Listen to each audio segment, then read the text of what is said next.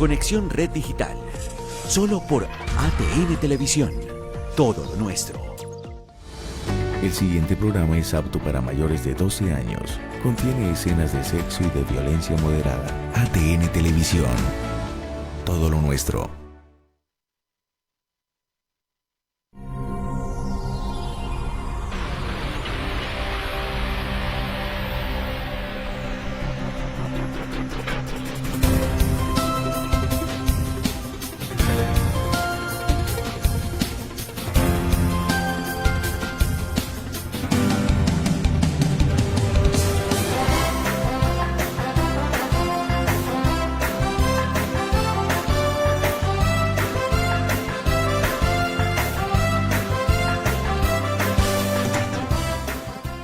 Gánese un sueldazo de 50 millones de pesos. Pregunte en los puntos de apuestas Cúcuta 75. Cobre 10 millones de pesos mensuales durante 5 meses. El sueldazo de 50 millones lo está esperando. Hola, muy buenas noches. Bienvenidos a Poder y Liderazgo. Otro martes con ustedes. Y hoy el tema está bastante candente. Es un tema que nos importa a todos. Hoy vamos a hablar de la corrupción desde un ámbito muy especial, la neuropsicología, y tenemos un invitado muy especial hoy también para hablar de este tema, un tema que ha permeado la sociedad cucuteña, un tema que ha permeado la sociedad colombiana, un tema que nos preocupa a todos porque dentro de poco estaremos hablando de elecciones, dentro de poco estaremos eligiendo Congreso de la República y Presidencia de la República y nuevamente caeremos en la rutina de las elecciones locales. Pero el tema de la corrupción está marcando demasiado el sentimiento de los colombianos porque parece que hay un cansancio en torno a elegir y a reelegir a cierto tipo de personajes que le hacen daño al país. Pero analizándolo desde muchos órdenes, la corrupción no permite el desarrollo humano y el desarrollo urbano. Se ve que las grandes crisis de estos países pobres se llama corrupción, pero esto tiene una significancia especial. Yo quiero en este momento que ustedes vean un video que hemos escogido especialmente para ustedes, que trata de la situación de un pueblo que era muy pobre y de la noche a la mañana se ha vuelto de los países con el mejor Producto Interno Bruto, o sea, la mejor y con la mejor capacidad adquisitiva de sus habitantes. Se trata de Singapur, pero allí atacaron de raíz la corrupción. Los voy a dejar con el video para que ustedes disfruten 4 minuticos de cómo creció Singapur de ser uno de los países más pobres del planeta Tierra a ser uno de los más ricos. Los dejo con el video y tan pronto terminemos el video, llegamos con nuestro invitado especial para hacer el análisis de la corrupción vista desde la neuropsicología. Ahí les dejo el video. Según un estudio de la Unidad de Inteligencia Económica, este país es el que produce más millonarios y es el más costoso para vivir. En menos de 50 años pasó de ser una isla pobre a ser el 4º país más rico del mundo. Le llaman la perla de Asia y allí fusilan a los corruptos. Este es Singapur, el imperio de la ley. La primera gran medida de Singapur fue acabar con los corruptos. Lee Kuan Yew, a quien se le conoce como el padre de Singapur, dijo: si de verdad queremos salir adelante, antes de invertir en educación o infraestructura, debemos fumigar a los corruptos. Hay que estar listos para enviar a la cárcel, si fuese necesario, a nuestra propia familia. Robes lo que robes, bien sea una aguja o $1 millón, te ibas preso. Pero al ver que la cárcel no era suficiente, pues los funcionarios públicos seguían robando, el líder de Singapur dijo: los enviamos a la cárcel, los mantenemos con el dinero del pueblo, pero no aprenden. Se acabó la fiesta. Ellos nos roban el futuro. Por eso ahora nuestro deber no es enviarlos a prisión, sino al cementerio.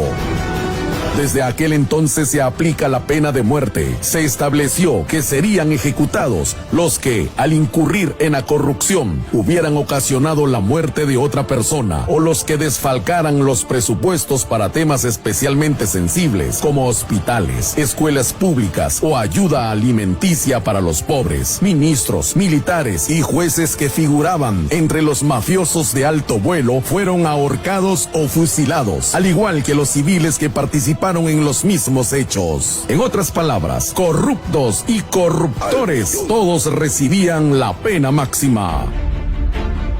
Para Singapur la educación es desarrollo. Hace medio siglo Singapur vivía en la pobreza y parecía sin futuro porque no cuentan con recursos naturales. Tras dejar atrás el dominio británico y lograr la independencia de Malasia en 1965, Singapur se convirtió en un estado autónomo liderado por Lee Kuan Yew, a quien se le conoce como el padre de Singapur. Lee Kuan Yew, líder que ocupó el cargo de primer ministro por más de 30 años, es el que condujo a su país hacia los tiempos de crecimiento. Él dijo, nosotros no tenemos minas, no tenemos oro. Aquí la única ruta para salir del pozo negro de la miseria y la degradación es aprovechar nuestra ubicación geográfica y empezar a educar a nuestros hijos. Para finales de 1979, en todas las escuelas y universidades de Singapur se enseñaba la asignatura de ética pública. Lo mismo se hacía con el resto de la población. A través de las salas de cine, antes de empezar la película, o en la televisión y radio, allí se enseñaba ética pública, un curso en el que básicamente decían que la honradez es sagrada. Allí se le explicaba a los niños y jóvenes que robarle al pueblo es traicionar a la patria. Otro logro en la educación de Singapur es que los jóvenes egresan siendo capaces de hablar el inglés y el chino mandarín. Por otro lado, al joven de Singapur se le pide que lea e investigue especialmente los temas de ciencia y tecnología. Según recientes datos, son capaces de leer hasta 25 libros por año. Este es Singapur, un pequeño país asiático que apenas tiene una extensión de 728 kilómetros y posee el segundo puerto más grande del mundo.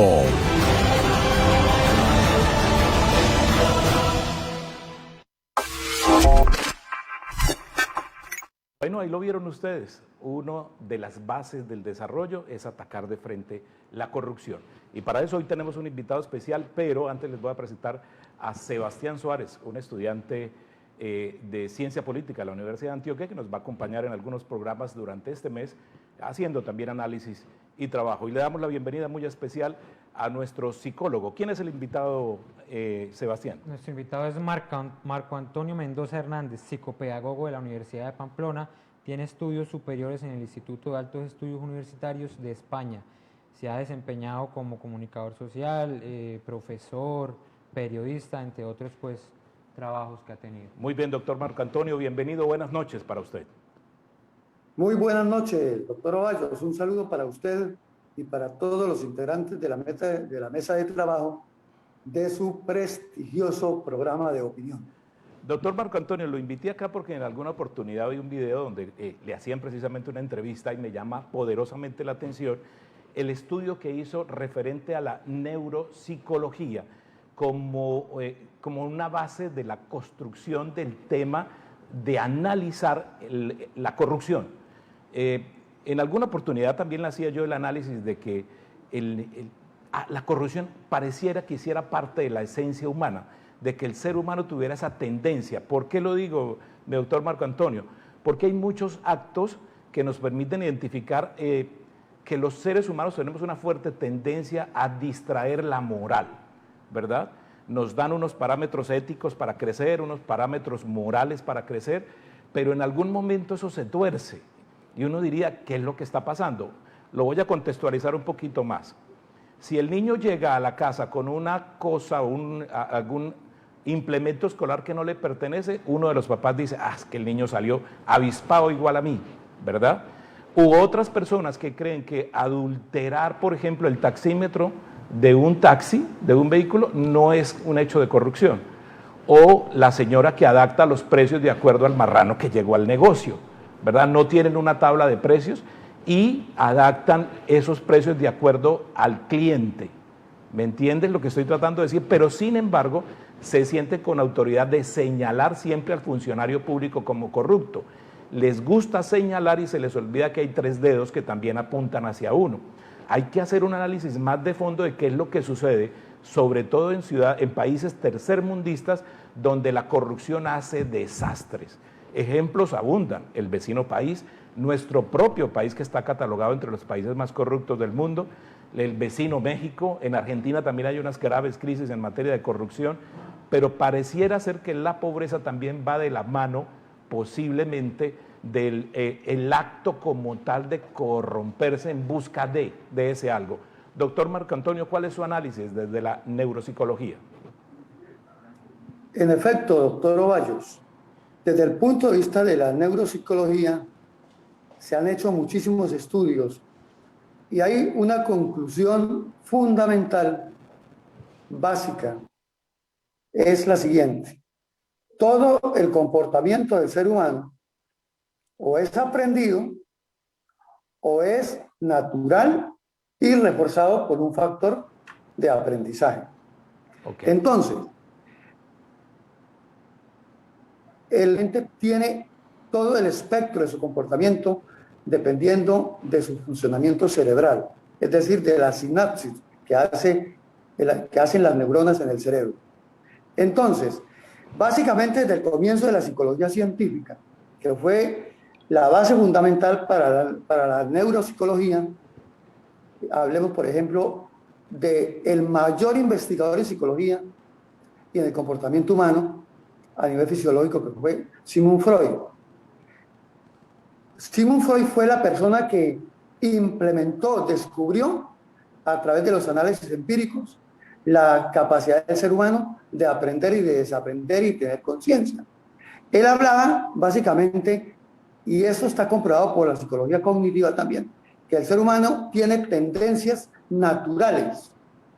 Hay dos tendencias básicas que se denominan en psicología los instintos latentes del ser humano, que los tenemos los colombianos, los venezolanos, los norteamericanos, los canadienses, todas las culturas menos corruptas, todas las culturas tenemos, todos los seres humanos tenemos en nuestra mente dos instintos latentes. Uno que se llama Eros, que es asociado con la bondad, con la vida, con la conservación del medio ambiente, con la especie, con la pulcritud, con la bioética en el comportamiento.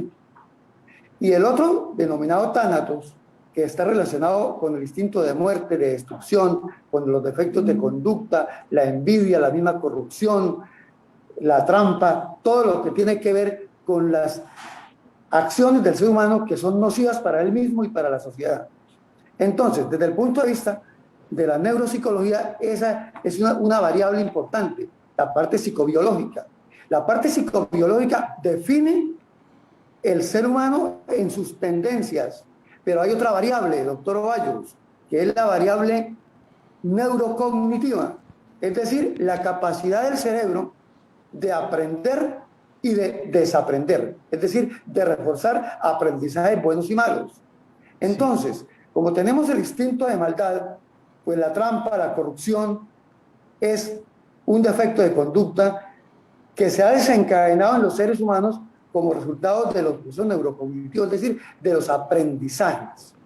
Y en las culturas donde hay menos índice de corrupción, como en este caso actualmente, hablemos de los países nórdicos, Finlandia, Singapur misma, digamos que hablemos de los países europeos más desarrollados económicamente y a nivel de educación, pues ellos se han encargado de implementar un sistema educativo en donde se refuerza neurocognitivamente, se refuerza la capacidad del ser humano de tener bioética, ética de la vida. Doctor Marco Antonio, o sea que de acuerdo a lo que usted está diciendo, había un filósofo, yo no sé si Sebastián lo recuerda, que decía que el hombre nace bueno y la sociedad lo corrompe, o es al revés, el hombre es malo y la sociedad lo alinea. Porque usted está diciendo que también depende de donde se nazca, ¿verdad? Hay una construcción educativa que permita que ese ser humano camine por la senda de la honestidad. Entonces, ¿de dónde nos agarramos? ¿Es en esencia el ser humano malo y la sociedad lo alinea, o el hombre nace bueno y la sociedad lo corrompe? Juan Jacobo Rousseau era el autor de el hombre. Juan Jacobo Rousseau, sí, señor. El autor de esa frase. El hombre, en esencia, es bueno y es malo. Tiene tendencia a la maldad y tendencia a la bondad. ¿En qué momento Lo que sucede descubrimos es que, eso? ¿En qué dependiendo momento del proceso de descubrimos eso, Marco aprendizaje, Antonio? ¿Por es qué? que se logra desarrollar la bondad en el ser humano o la ¿Cuándo? maldad. No, perdóneme que no le entendí. ¿En qué momento desarrollo la bondad? Cuando se le enseña una conducta bioética, es decir, a respetarse a sí mismo, a respetar la vida, a respetar los bienes ajenos, lo que se denomina la axiología, los valores, cuando se refuerzan y cuando cada vez que va a cometer un error se le enseña a rectificar para que vuelva al curso natural de la bondad, es decir, de la Doctor no Marco Antonio. corrupción. Entonces, según lo que usted nos comenta, el factor diferencial, por ejemplo, de un noruego y un colombiano, sería el medio social, la cultura, la familia, la educación que recibe. Ese sería entonces el factor determinante para que una sociedad desarrolle conductas corruptas y una sociedad que tenga conductas menos corruptas.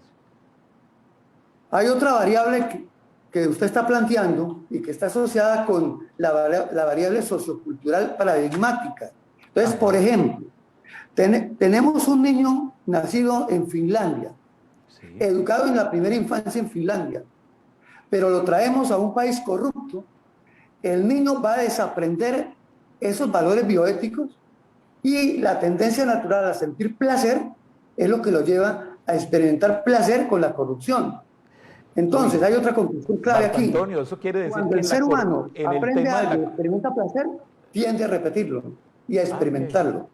O sea que los hechos de corrupción son hechos placenteros. Claro, para el corrupto. Y los hechos de bioética de no corrupción son hechos placenteros para el no corrupto. La corrupción es solo una demostración de la tendencia natural, primitiva del ser humano en su comportamiento psíquico. Doctor Marco Antonio, una ¿sí? pregunta que me resulta de su intervención. Entonces, los individuos que cometen actos de corrupción son personas con algún tipo de trastorno de personalidad, algún trastorno cognitivo, alguna afectación psicológica, o cualquier individuo puede desarrollar esas conductas corruptas. Un caso La de persona narcisismo. corrupta, el ser humano corrupto, es simplemente que ha aprendido y su cerebro ha asimilado ese aprendizaje como bueno, como placentero, emocionalmente le produce placer experimentando corrupción. Porque ha nacido en una sociedad corrupta que le ha enseñado a ser corrupto. Un ejemplo concreto, sí. Mi papá es con todo el respeto que merecen los políticos, no corruptos, porque los hay. Tiene que haberlos por pura dialéctica, tiene que haber lo bueno y lo malo.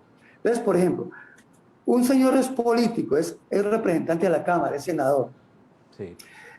Enseña en la casa valores a ser, por ejemplo, honradez, a respetar a los demás, a no ser trampa. Pero con el aprendizaje vicario de los hijos se dan cuenta cómo hacer el dinero, qué trampas hacen los procesos de trabajo como político, y esos niños, esos adolescentes posteriormente empiezan a experimentar placer psicológico porque tienen capacidad económica, porque tienen todo lo que necesitan para vivir cómodamente, y ese placer es lo que hace que esa cadena de la corrupción no se pueda romper, porque hay un aprendizaje totalmente indeleble en el inconsciente del ser humano. Marco Antonio, tenemos fenómenos bien extraños aquí cuando se está refiriendo a que el hijo puede heredar estas conductas, pero en Colombia, vio usted, hace muy poco tiempo, un hijo de los Rodríguez Orejuela está ocupando un alto cargo y lo que más se gritó a los cuatro vientos era que los hijos no podían heredar los delitos de los padres. Y también hay otro caso, por ejemplo, los hijos de Pablo Escobar hasta ahora no se ha comprobado que hayan continuado con el tema del narcotráfico. Y muchos hijos de políticos reconocidos corruptos de este país ocupan altos cargos y son buenos muchachos. ¿A qué se debe esto? Porque conozco gente en Bogotá que sus padres no son muy santos, pero ellos son modelos éticos. Lo digo porque yo trabajé en el Congreso de la República, en la Presidencia de la República, y conozco casos reales, no voy a dar nombres obviamente por acá, de gente muy bien formada cuando sus papás están investigados o estuvieron inclusive presos por hechos de corrupción. Hay un fenómeno importante desde el punto de vista neurocognitivo, neuropsicológico. Decíamos que el ser humano actúa por placer cuando la conducta le produce placer, la repite. En ocasiones pueden haber padres corruptos, pero tienen hijos que desde el punto de vista psicológico están preparados, porque recordemos que todo ser humano es distinto, no hay seres humanos idénticos, está preparado para asimilar efectos placenteros superiores, por ejemplo, a la conducta de sus papás. Entonces, por eso tenemos ejemplos claves. Por ejemplo, personas que salen de una familia corrupta y no son corruptos. Un hijo de un alcohólico no sale alcohólico. Sí. ¿Por qué? Porque todo depende de la capacidad de asimilar los aprendizajes y de la experimentación de placer. Hay efectos superiores que han aprendido de otra manera. Es que se le descuadró su celular y solo se le está viendo la boca. Acomódelo un poquito más, ahí le doy tiempo. Eso, un poquito más, eso. Ahí está perfecto. Para poderlo ver bien. Sí hay casos especiales y muchísimos se han visto donde los hijos definitivamente no copian esos modelos de los padres, pero quiero volver al tema de la corrupción. Hagamos un análisis desde la historia, ¿le parece, doctor Marco Antonio? Con mucho gusto. Podríamos pensar que Colombia empezó a torcer esos hilos del poder casi que desde el año 1960 para acá, porque la clase dirigente de nuestros antepasados pues no se perfilan los escándalos que se vieron en el gobierno de Samper, en el gobierno de Gaviria, en el gobierno de Pastrana, en el de Santos, etcétera, etcétera. ¿Qué pasó con la sociedad colombiana? ¿A qué hora se dañó la moral de los colombianos, que de verdad éramos un país modelo en muchos sentidos? Pero todos estos escándalos se vienen viendo casi de la política muy reciente. Yo me atrevería a decir que 70 y 80 hacia acá. ¿Qué opina usted sobre ese tema, doctor Marco Antonio? Mire, los resultados del alto índice de corrupción en Colombia, en todas las esferas sociales, en la empresa privada, en la empresa pública, en el Estado, en los poderes públicos, es el resultado de la educación que se ha recibido en la institucionalidad colombiana. Sí. El ser humano en Colombia ha sido mal educado, empezando que no ha tenido un modelo de educativo propio, autónomo, que le enseñe, por ejemplo, a los estudiantes desde en la educación básica a tener educación emocional, a pensar en el país, a tener filosofía propia, patriótica. Sí. Marco, por favor, vuelva y acomode su celular porque se le está viendo solo la boca. Ahora sí, un poquito más. Eso, cuando usted se acerca mucho, nos perdemos. Entonces, ahora sí. La historia, vuelvo y le repito, mi pregunta es como muy puntual. ¿Cuándo siente usted en su calidad de psicopedagogo que se perdieron esos valores de la honestidad en la sociedad colombiana? ¿Qué conclusión los valores se perdieron definitivamente cuando el modelo de familia se rompió. Ajá. Recordemos que es que la familia en Colombia es la principal educadora de los niños. Sí. Y cuando la familia se rompió y empezó a dejarse todo el papel de la educación en los profesores, sí, ahí fue cuando empezó a romperse el modelo ideal que se podría visualizar, diga usted, antes de los años 50. Sí. Porque los valores eran casi que homogéneos en Colombia. Sí. Los valores religiosos, éticos, pero se fueron rompiendo como resultado de, por ejemplo, de esos modelos altamente libertarios y poco controlados, donde a los hijos ya los padres de familia poco a poco fuimos perdiendo autoridad. Tengo un dato muy importante del doctor Emi Jesús Ovallos, que es un juez de la ciudad, y nos dice lo siguiente, doctor, pongámosle atención, creo que se nos desconectó, sí. Doctor Marco Antonio, dice, los actos de corrupción son intrínsecos al Homo sapiens, o sea, al ser humano. Hace 70.000 años un Homo sapiens era corrupto porque le quitaba a otro sus frutos o lo que hubiera recolectado. O sea, el doctor Ovallos, el juez Ovallos que nos escribe, dice que la esencia, o corrobora que la esencia del ser humano es corromperse. Es lo mismo robar o sea, quitarle a esta persona lo que tiene, robarle su celular y quedarse con el erario público, ¿es la misma condición de corrupción? en la misma condición de ser corrupto? Sí, corrupción es, en general, es todo eso. Y cuando la costumbre de ser corrupto se implementa y se repite como conducta positiva, ya se convierte en un valor. Y eso es lo que está sucediendo en la actualidad, doctor Ovalle. Que actualmente, para usted abrirse camino, tiene mayor probabilidad de éxito si hace trampa, si es corrupto. Y cuando usted tiene actos bioéticos, empieza a tener obstáculos. Y en todos los niveles de la sociedad. Porque la sociedad ha aprendido a sentir emocionalmente efectos placenteros con la conducta corrupta, y es un factor de aprendizaje vicario y sistémico en todos los tiempos.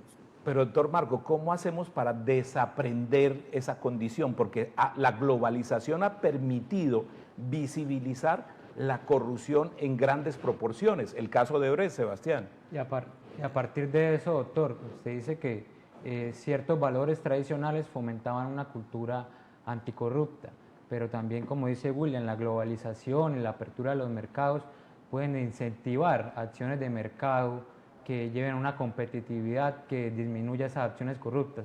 Es muy común ligar el tema de la corrupción al tema público.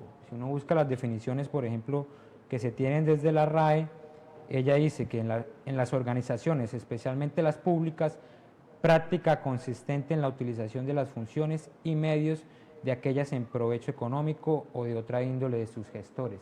Es decir, que hay una relación entre lo público y la corrupción que en el ámbito privado como que no se anuncia mucho. Se devela como si que la corrupción fuera algo público y no tanto del ámbito privado. No sé usted qué nos pueda decir sobre esa parte. La corrupción provenga del ámbito privado o en el marco de lo público es lo mismo. El doctor Ovalle me preguntaba, por ejemplo, ¿qué hacer? Hay dos caminos que se deben poner en práctica y que son fáciles de implementar.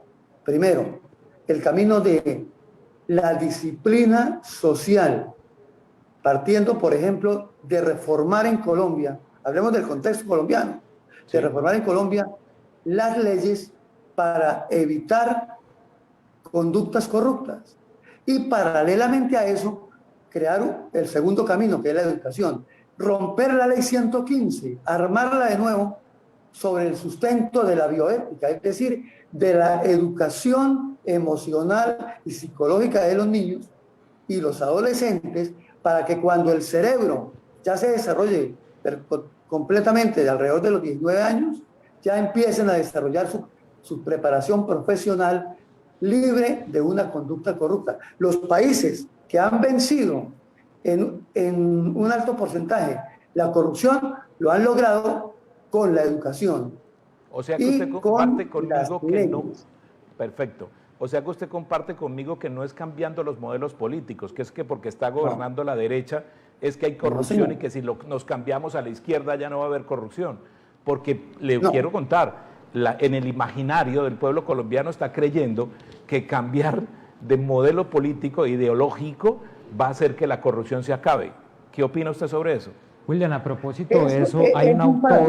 Pues, Si quiere, doctor Marco Antonio, me permite un segundito. Hay un autor de la Universidad de Antioquia que se llama Blendi Katsu, que es un politólogo. Sí. Y él tiene un estudio que trata la dimensión ideológica de la corrupción. Es decir, cómo cada sistema ideológico, es decir, por ejemplo, el socialismo, cómo entiende la corrupción y cómo desarrolla políticas a partir de eso. Cómo el conservadurismo también desarrolla una idea de corrupción. O sea, cada ideología entiende su modelo de corrupción. Cada ideología desarrolla. Él analiza el caso de Ecuador con Rafael Correa y lo mete en el tema del socialismo del siglo XXI y dice que a partir del socialismo del siglo XXI hay una idea de corrupción diferente a la que puede tener, por ejemplo, el gobierno de Juan Manuel Santos o el gobierno de Uribe, que serían gobiernos de derecha en Colombia. Digamos que sí, pero entonces volvemos con Marco Antonio. Marco Antonio, en el imaginario colombiano viene creciendo como una bola de nieve que cambiar de modelos ideológicos de gobierno va a cambiar el tema de la corrupción en este país. ¿Cuál es su percepción, Marco Antonio? que hay un error de percepción a nivel de la psicología social del pueblo colombiano. Ajá. Tanto en la izquierda como en la derecha, la corrupción está latente, existe, porque hace parte del ser humano como tendencia psicológica. Entonces, en la izquierda hay corrupción, hay conductas corruptas. En la derecha hay corrupción, hay conductas corruptas. Entonces, no es cambiando los modelos políticos ni las ideologías políticas, es educando a los políticos, sea de izquierda, de derecha, de centro, anarquistas, humanistas, lo que sea. Es educando a los políticos, reeducando a los políticos. ¿Y cómo se reeducan los políticos? ¿Cómo? Esa es la pregunta. Con sanción social y, paralelamente a la sanción social, rehabilitación educativa. Es Cuando decir, habla de sanción capacitando. social, cuando habla de sanción social se está algo, refiriendo... doctor, en las escuelas de derecho debe existir por encima de todo la preparación a los abogados para educarse emocionalmente y evitar conductas corruptas o la tentación a esas conductas corruptas. Marco Antonio, Por ejemplo. en Colombia estamos en una situación muy grave porque en Colombia está corrupta la justicia, está corrupta la policía, está corrupta obviamente todos los entes de gobierno. O sea, aquí en Colombia hay que hacer una reingeniería como prácticamente desde el nacimiento de los nuevos colombianos. Para poder disfrutar alguna vez de un país honesto, ¿qué tendríamos que hacer? Porque aquí hablamos de corrupción en todos los niveles, usted lo estaba diciendo, la empresa privada como lo público está permeado. Si usted hace un análisis de Latinoamérica y el caso de Brecht, como lo estaba refiriendo ahora rato, permeó casi toda Latinoamérica ese tema de corrupción que no dejó títere con cabeza. Y si analizamos el tema en Estados Unidos ya se está perfilando y mostrando también ese otro lado que todo el mundo veía como modelo de democracia a Norteamérica y algunos países europeos. Todos estos temas de la pandemia han permitido que la gente mire con mucho cuidado lo que está pasando en el globo terráqueo. Ahora que hablamos de globalización, hemos descubierto que también la corrupción es una pandemia, pero centralicémonos en Colombia. ¿Cómo arrancamos? O sea, esperamos a esos nuevos colombianos que nazcan para inyectarles la fórmula educativa de que la corrupción es un acto que debilita la construcción humana. ¿Cómo arrancamos? Reformando el currículo, evitando enseñar menos ciencias, menos conocimientos para científicos en la educación básica y comenzando a desarrollar un modelo educativo donde se estructure la personalidad de los niños desde el preescolar hasta la adolescencia. Después de que los niños tengan un cerebro bioéticamente estructurado a nivel de aprendizaje, de neuroaprendizaje, ya se le puede enseñar a pensar en el conocimiento científico y a desarrollar sus orientaciones vocacionales, ocupacionales o profesionales. Entonces, aquí se hace lo contrario. Se raja un muchacho porque no sabe matemática,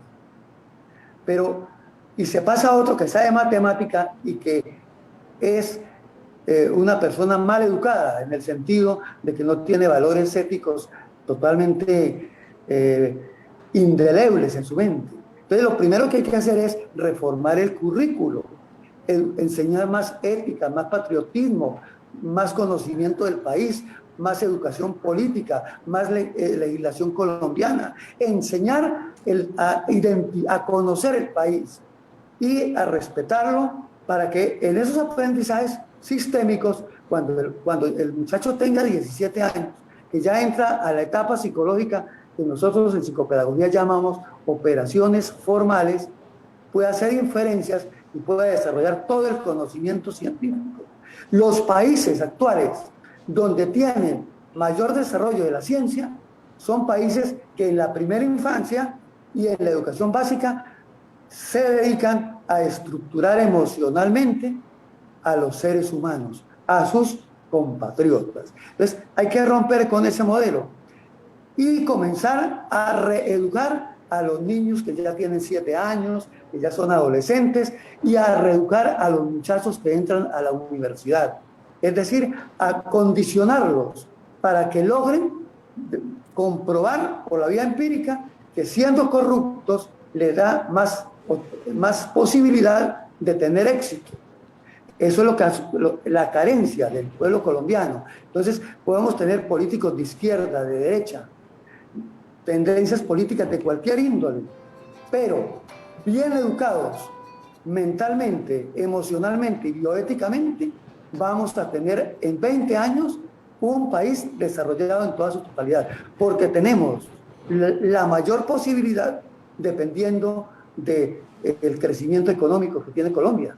Y eso ya está comprobado, y los recursos. Sí. Marco Antonio y Sebastián, a mí lo que me preocupa es desaprender y aprender. Claro, arranquemos con los niños pequeños, pero ¿y qué hacemos con los que ya están grandecitos y en este momento tienen actos de corrupción? Jóvenes de 18, 20, 25 años, nuevos profesionales, muchachos. Es que no reconocemos que los actos de corrupción, inclusive en la escuela, es copiarle al vecino, copiarme un trabajo. No lo reconocemos como un acto de corrupción. Entonces, mientras arrancamos con los pequeñitos, ¿qué va a pasar con los que están dejando el mal ejemplo? Esos nuevos profesionales, estas personas que hoy pueden ostentar cargos de poder mostrando que la corrupción sí paga y que no van a una cárcel. Es que el tema, doctor Marco Antonio, aunque usted no lo queda, lo ha dicho desde el principio, ese placer de obtener ilegalmente lo que no me corresponde y disfrutarlo, va a permear entonces a esos nuevos muchachos que estamos formando en una nueva línea pedagógica y estructural mentalmente sana. ¿Cómo hacemos? Ahí es donde se nos complica la vida, porque usted desde el principio no lo ha dicho. Doctor Ovalle, dígame. El camino para la reeducación de los que ya son corruptos no es más sino la disciplina social. Habría que hacer una reforma, ¿Disciplina social es cárcel? Sanciones punitivas. Las penas para los sean ejemplares, ejemplarizantes.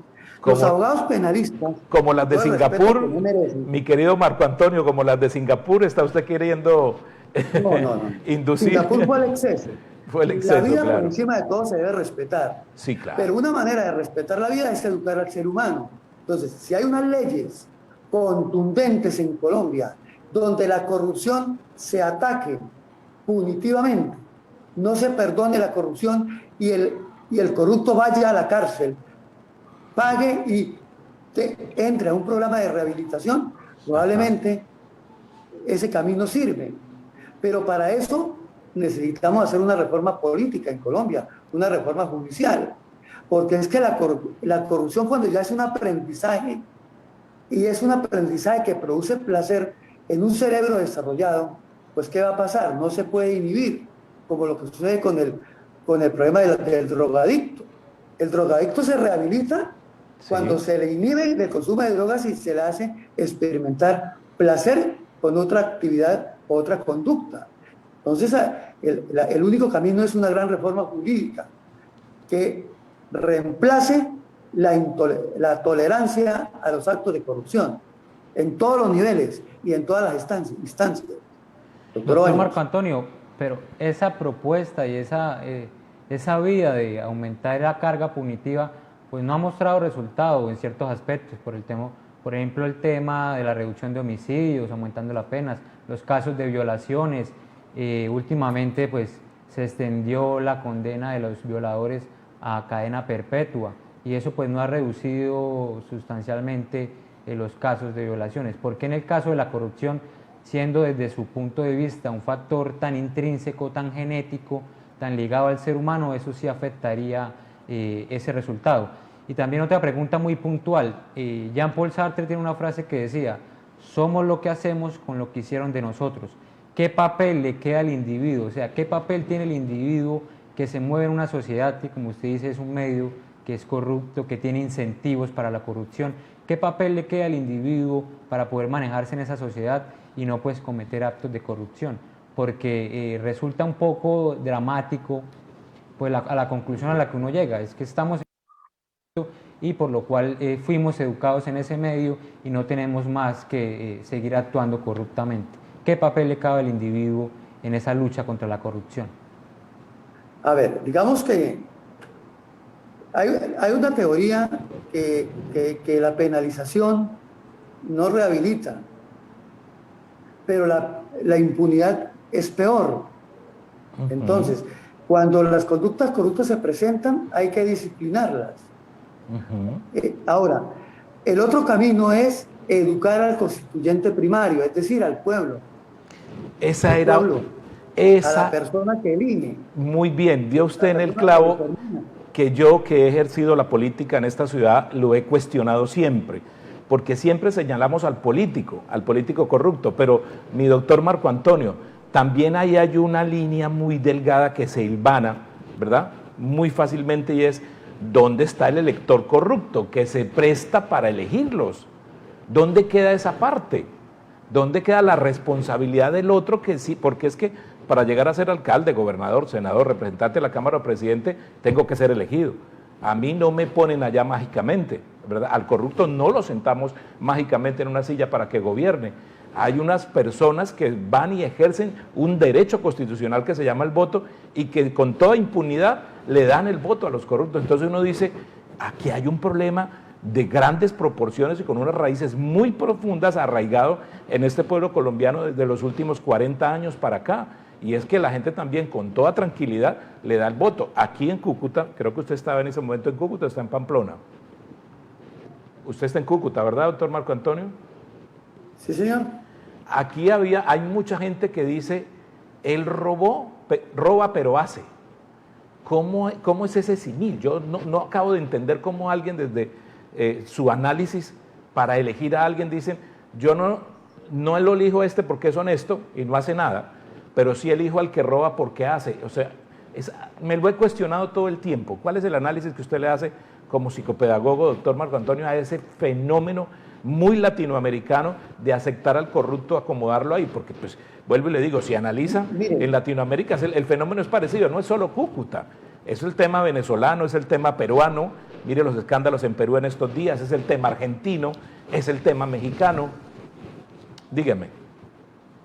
Doctor Ovallos y compañero periodista, resulta de que ese fenómeno de que el constituyente primario del pueblo impulse a los corruptos se ha dado porque en nuestros países, ya dijimos que la educación ha enseñado a eso, pero el pueblo en sí mismo no ha tenido la gran oportunidad, por ejemplo, de lograr su desarrollo autónomo y salir de la pobreza de la manera honesta. Entonces ha sido manipulada por los dirigentes políticos. En ese sentido, la misma fuerza política en Colombia, a lo largo de la historia, le ha enseñado a su pueblo que el único camino para progresar, para tener al menos cómo subsistir, es la trampa, es vender su voto, es concebir el caos y la crítica destructiva frente a todo hecho, porque es el único camino. Entonces la persona en Colombia y en Latinoamérica en general no se ha aprendido que la educación y el trabajo honesto es el camino para desarrollarse, porque nadie se lo ha enseñado. El pueblo corrupto que vende su voto, que es víctima de las acciones populistas, de la disonancia cognitiva, donde los políticos corruptos están en experimentar pensamientos, alegrías, emociones, en euforia, y en medio de ese entusiasmo el pueblo como que se hipnotiza y a la hora de decidir prefiere una persona que le ayude, que le trafique influencias. Muy bien. Y no prefiere una persona que demuestre ser honesta. Así es, doctor Marco Antonio, el tiempo en televisión realmente es muy corto, estábamos en un conversatorio muy delicioso con usted. Mi gratitud por haber aceptado mi invitación a Poder y Liderazgo. Espero volverlo a tener aquí en ATN Televisión para que continuemos con esta discusión. Pero conclusión, tenemos que reeducar. Conclusión no es el cambio de modelo de izquierda para la derecha ni la derecha para la izquierda el que va a cambiar el modelo político o que se van a acabar los corruptos. Siempre he dicho que cuando gobierne la izquierda, pues simplemente van a cambiar la fotografía y la corrupción va a seguir rampante en nuestro país si no hacemos el ejercicio que usted propone de hacer reingeniería educativa. Muchas gracias, mi doctor Marco Antonio.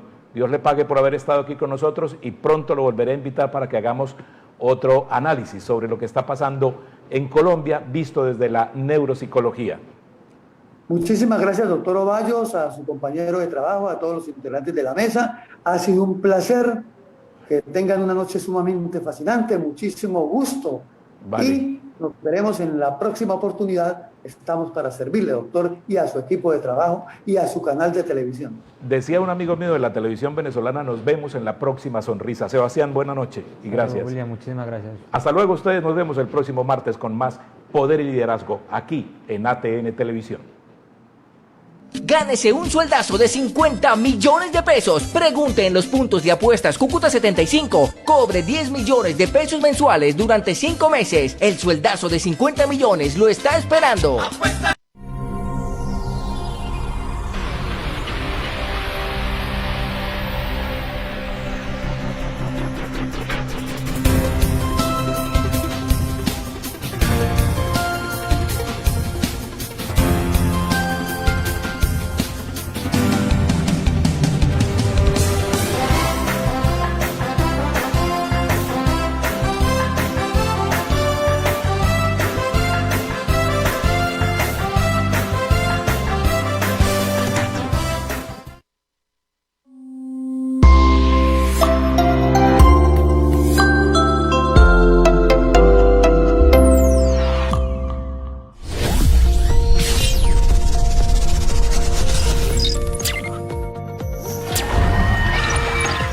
Conexión Red Digital.